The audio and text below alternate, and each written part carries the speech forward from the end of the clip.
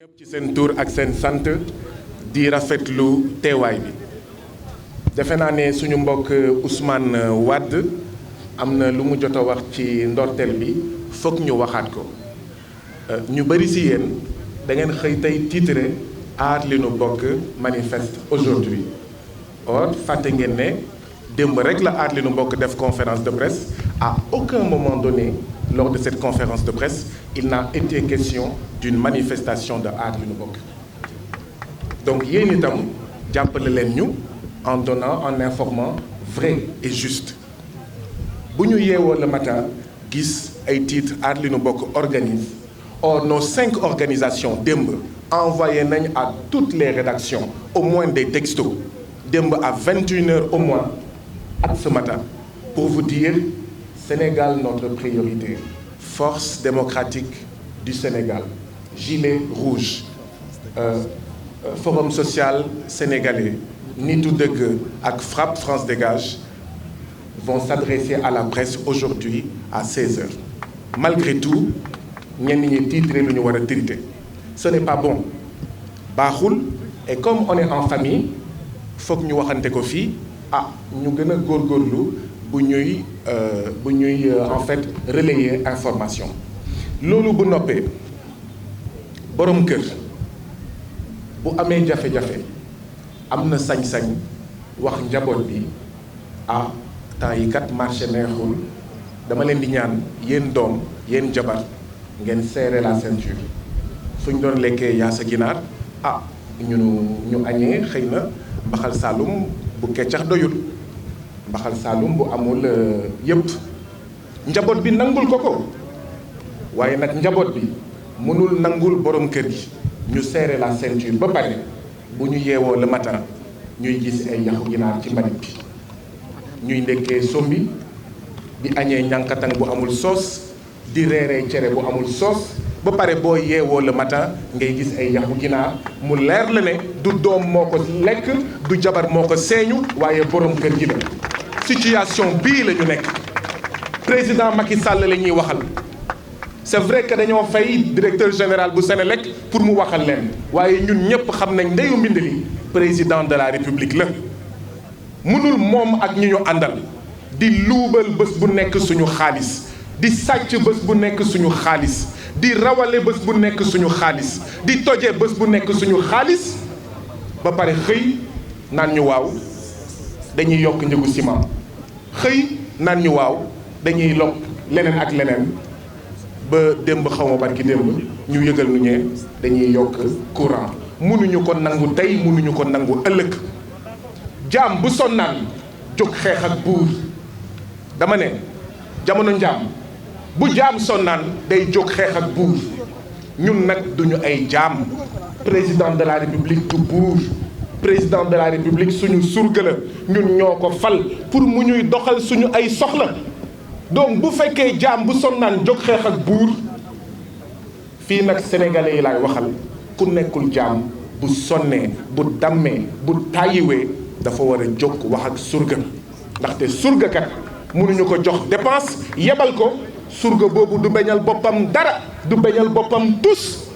ba pare nag ñëw naan yow mii nga xam ne yaa ko yónni na nga yokk dépense di yokk moom muy lekk di wann di seeñu di la bàyyi ci fande ci sonno ci naxar ci métit loolu moo xew depuis 2012 loolu la ñuy jànkonteel tey itam ci wàllu mbiru courant bi moo tax ñun mënuñu nangu yokkute bi réew moo xam ne démb ñu naan coowal 94 milliards barki démb ñu ne coowal 29 milliards tey ñu ne coowal 6 000 milliards suba ñu wax coowal 5 milliards réew moomu li muy tekki mooy am ma nga fa yàlla may na ko xaalis am na li am mooy dafa am ñoo xam ne dañu teg ay golo ñoom ñuy baabun yoo xam ne seen liggéey mooy lu ñu liggéey ñu nangu lu ñu liggéey ñu aakimoo lu ñu liggéey ñu toje lu ñu liggéey ñu sàcc lu ñu liggéey ñu foog ne ñoom ñoo ko moom dañoo ne dafa doy moo tax ñu ne ñoo lànk ñoo bañ duñ ko nangu ñoo lànk ñoo bañ duñ ko nangu. ñoo lànk ñoo bañ duñ ko nangu. duñ ko nangu duñ ko nangu. ñoo lànk ñoo bañ duñ ko nangu. duñ ko nangu duñ ko nangu. ñoo lànk ñoo bañ duñ ko nangu. jërë ngeen jëf. alors bu ñu waxee ne dafa am ay citoyens sénégalais yoo xam ne du ñu yëg yokkute courant bi liñ ci mën a wax mooy mensonge d'État mensonge d'État mensonge d'État mensonge émergent ndaxte kat li am mooy suñu factures yi dina ko yëg dinañ ko fay dinañ yëg yokkute bi ci suñuy facture benn ñaareel bi ñun ñëpp dinañ ko yëg ndaxte lépp li nga xam ne dañoo soxla courant pour meññal ko pour defar ko pour produire ko lépp li nga xam ne dafa soxla courant njëgam dina yokk waaw bu ñu moytuwulee mburu dina yokk il va y avoir une cascade d'augmentation augmentation bi du yem ci courant bi loolu mooy dëgg donc ñëpp dinañ ko sentir ndox dina yokk gis ngeen bu courant coupé lu yàgg ndox coupé lu tax bu courant coupé lu yàgg ndox coupé loolu moo tax bu yóbboo ñu xam ne ndox dina yokk ñun ñoo ko nar a fay seen 94 milliards seen 6 000 milliards seen sàcc ak toje yooyu ñun ñoo ko nar a fay en réalité yokkute courant bi loolu lay tekki subvention yi ñuy subventionner les entreprises françaises à travers le TER à travers le BRT ñun ñoo ko nar a fay notamment à travers cette augmentation du prix de l'électricité c'est ça la vérité c'est ça la réalité mënuñu ñoom di subventionner entreprises françaises yi nga xam ne elles sont moribondes feebar am jafe-jafe ba pare ñun naan ñu on n'a qu'à payer la note c'est inacceptable mënuñu ko nangu tey mënuñu ko nangu ëllëg ñoo lànk ñoo bañ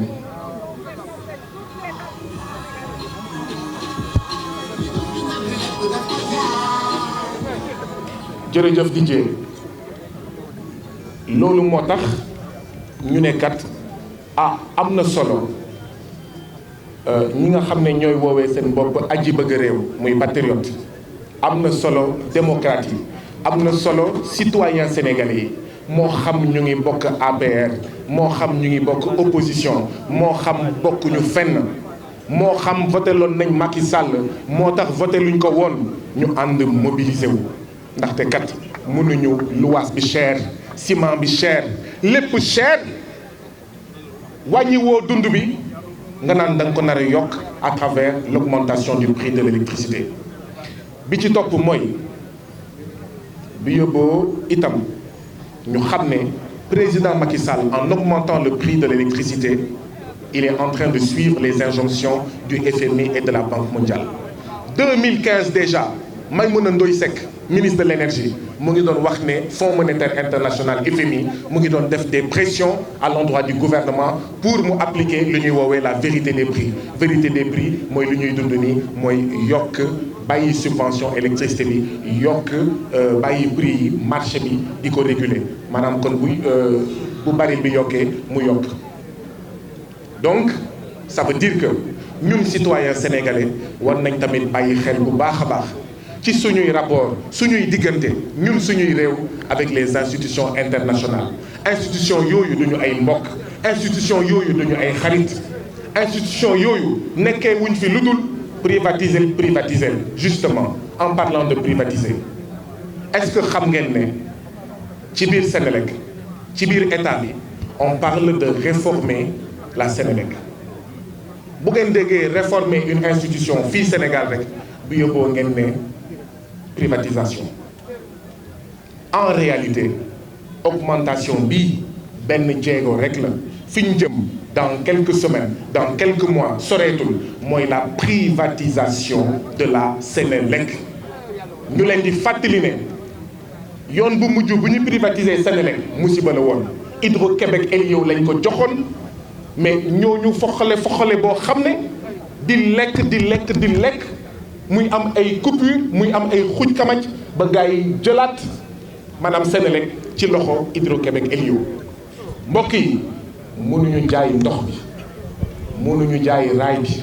jaay Sonacos jaay lépp jaay port bi dara desatu fi ñu ne léegi dañuy jaay maanaam courant bi kon mobilisation bi dafa war a nekk une mobilisation boo xam ne c'est contre la privatisation de la Sénélec parce que du yàgg torop foofu lañ jëm fi may daanelee mooy ndaje bii nga xam ne moom la ñu invité woon muy ndaje avec la presse sénégalaise jéego bu njëkk la gis ngeen policiers yi ñu ngi fi fees dell d'ailleurs on en profite pour remercier leen jaajëfal leen xamal leen ne tamit xeex bi seen xeex la ndaxte courant bu yokkee amul gendarme amul policier amul pompier ñun ñëpp ay dund yokkute bi bu ngeen gisee militaires yi plutôt policiers yi c'est parce que on a déposé une lettre d'information à la préfecture pour ñu may ñu jàmm parce que sinon bu ñu woote woon fii conférence de presse te déposé wu ñu dañ ñuy jàpp mais nous vous informons qu'en même temps que nous avons déposé une lettre d'information pour nous adresser à la presse et aux citoyens fii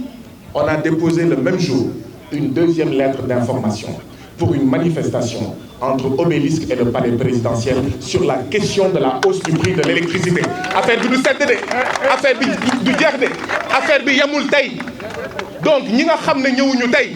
nañu xam ne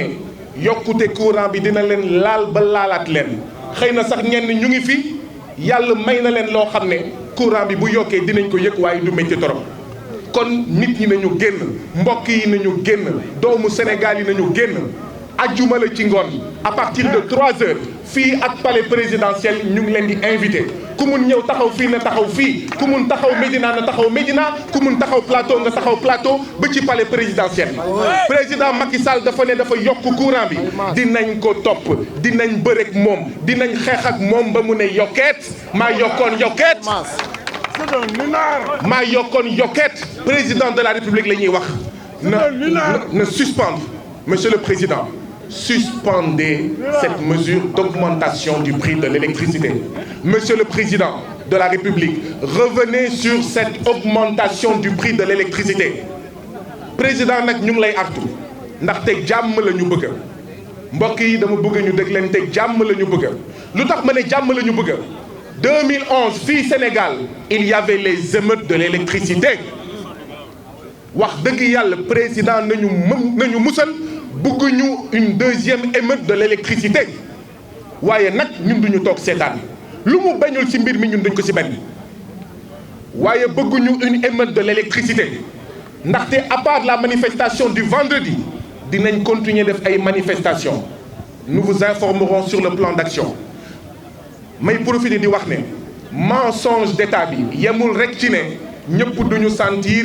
augmentation bi mensonge d'État bi bokk na ci naan augmentation bi à partir du 1er décembre la ce n'est pas vrai factures yi mujj yi factures yi ce sont des factures en hausse l'électricité a été augmentée de manière frauduleuse ñun ñoo ko wax ñun ñëpp ñi nga xam ne on a eu nos factures sont passées du simple au double donc c'est un mensonge d'État que de dire que l'augmentation de l'électricité va entrer en vigueur à partir du 1er décembre ce n'est pas vrai monsieur le président ça a déjà commencé léegi nag facture yii di ñëw bu génnee du ñu bàyyi direction Sénélec du ñu bàyyi agence Sénélec dinañ xeex ci kanamu agence Sénélec yi factures yi duñ ko fay tey duñ ko fay ëllëg nañu couper Sénégal yëpp yëboo dinañ xeex suba dinañ xeex gannaaw suba ba factures yi génn dinañ continuer xeex ba comme ni ma ko waxee président wax maa yokkoon yokkeet donc mbokk yi lii la ñu amoon lu ñuy wax ak yéen ñu leen di gërëm di leen sant